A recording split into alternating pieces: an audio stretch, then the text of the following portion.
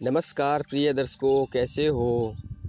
उम्मीद करता हूँ कि आप सब अच्छे होंगे। एक बार फिर से हमारी वीडियो में आपका स्वागत है। तो प्रिय दर्शकों, श्री कृष्ण के नाम का चमत्कार कर देगा आपको भी हैरान।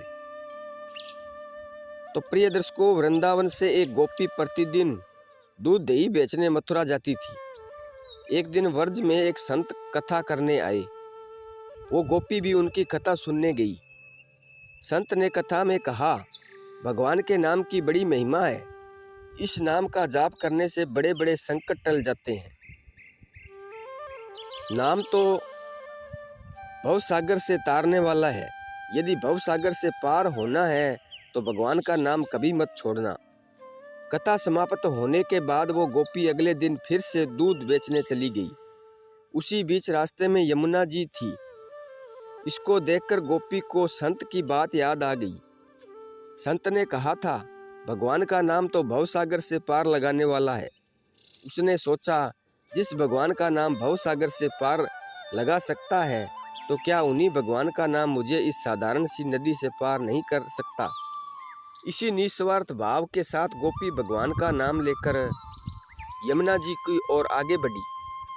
अब जैसे ही उसने यमुना जी पर पैर रखा तो लगा मानो जमीन पर चल रही है, और ऐसे ही वो सारी नदी पार कर गई।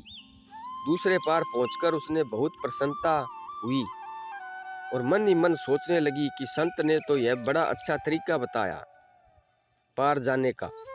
अब रोज रोज नाविक को भी पैसे नहीं देने पड़ेंगे। एक दिन गोपी ने विचार किया कि संत ने मेरा इतना भला किया, मुझे उन्हें खाने पर बुलाना चाहिए। अगले दिन गोपी जब दही बेचने गई तब संत से घर में भोजन करने को कहा। संत तैयार हो गए। अब बीच में फिर यमुना नदी आई। संत नाविक को बुलाने लगा तो गोपी बोली, बाबा आप नाविक को क्यों बुला रहे हो, हम ऐसे ही यमुना जी में चलेंगे। संत बोले, गोपी कैसी बात करती हो, यमुना जी को ऐसे ही कैसे पार करेंगे। गोपी बोली, बाबा आपने ही तो कथा में कहा था कि भगवान का नाम लेकर भवसागर को भी पार किया जा सकता है। तो मैंने सोचा, जब भवसागर पार कर सकते हैं तो यमुना से पार क्यों नहीं हो सकते। मैं ऐसा ही करने लगी, इसलिए मुझे अब नाव की जरूरत नहीं पड़ती। संत को ये सुनकर विश्वास नहीं हुआ। वो गोपी को कहने लगे, पहले तू चल, मैं तुम्हारे पीछे पीछे आता हूँ। गोपी रोजाना की तरह नाम का आश्रय लेकर यमुना जी पार कर गई। गोपी को देखने के बाद जैसे ही संत ने यमुना नदी में पैर रखा तो झपाक से पानी में गिर गई। यह देखकर संत बहुत हैरान हो गए।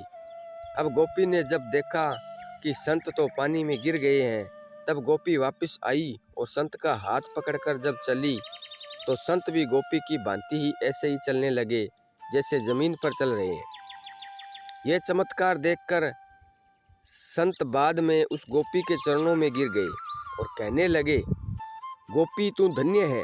वास्तव में सही अर्थों में नाम का आश्रय तो तुमने लिया है, और मैं जिसने नाम की महिमा बताई तो सही, पर स्वयं का नाम आश्रय नहीं लिया। तो प्रिय दर्शकों, आज की वीडियो कैसी लगी, उम्मीद करता हूँ कि आपको अच्छी लगी होंगी। तो मिलते हैं अगली वीडियो में, तब तक अपना ख्याल रखना। जय श्री कृष्णा, धन्यवाद।